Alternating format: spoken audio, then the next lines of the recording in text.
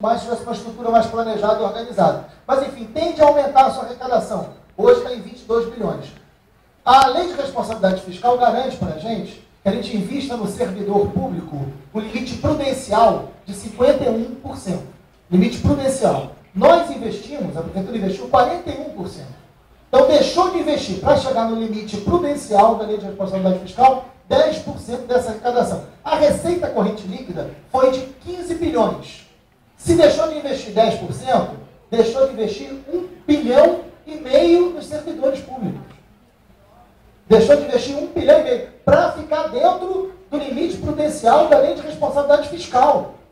Então, hoje, a realidade dos médicos, enfermeiros, professores, servidores de maneira geral, poderiam ter, sim, plano de cargos unificados, plano de cargos e salários, poderia ter uma condição melhor. Já tem dinheiro para isso, que não tem a vontade política para fazer.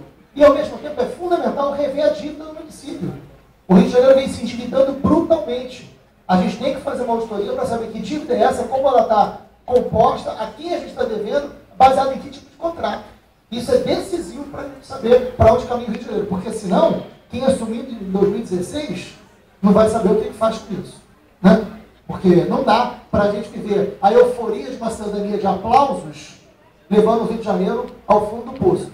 E temos exemplos.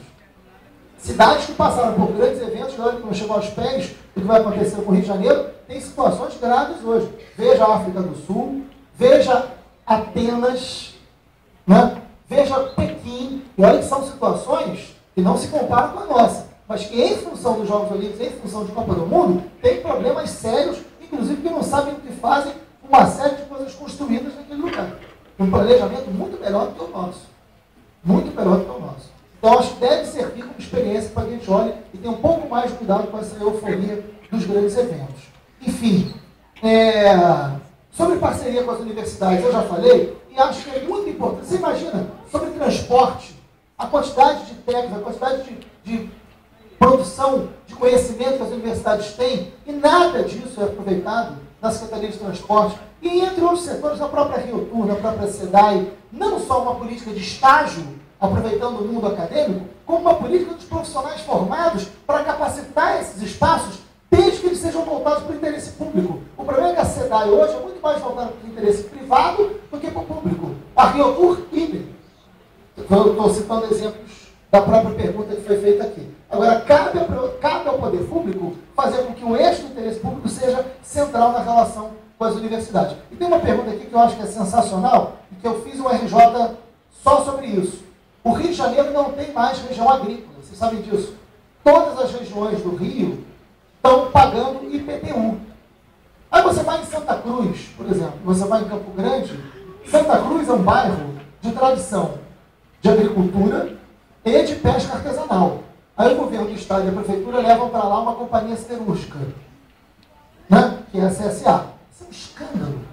Isso é um escândalo. O que a CSA tirou de empregos da pescaria artesanal em função das suas obras na Baía de Sepetiba é muito maior do que os empregos que eles conseguiram oferecer, sem causar os danos ambientais e sociais. Então, essa lógica de desenvolvimento é que a gente tem que pensar. A gente tem que refazer o plano diretor. A gente tem que prever áreas agrícolas para o Rio de Janeiro e, de preferência, com agroecologia. Isso é fundamental, desenvolver a agricultura familiar. Isso é fundamental no Rio de Janeiro. Isso é viável. Isso é viável. Hoje nós temos pouquíssimas feiras de produtos orgânicos no Rio de Janeiro e todos eles vêm de fora. Todos vêm de outros municípios. Eu fiz uma RJ só nas feiras orgânicas, não sei quem viu. Todos vêm de fora, todos têm uma dificuldade enorme com transporte, não tem entreposto no Rio de Janeiro, né? Não tem nem menor interesse. Pior do que isso. Pior do que isso. Né? O Plano Nacional de Educação determina que 30% da merenda escolar seja com produto oriundo da agricultura familiar. Isso já é lei. Se você olhar a lista de compras das escolas, tem sardinha e macarrão, né? Do que deveria ser produto oriundo de agricultura familiar. Então descumprem a lei e não tem nenhum movimento para que possam fazer com que hospitais e escolas pudessem ser abastecidos com produtos da agricultura familiar, de preferência no sentido da agroecologia, sem a utilização dos agrotóxicos.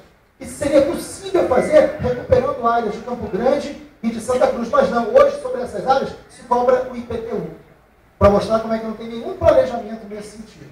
Enfim, isso já está no programa da gente, eu acho ótimo, porque esse é um tema difícil de aparecer em qualquer outro debate, mas enfim, apareceu aqui.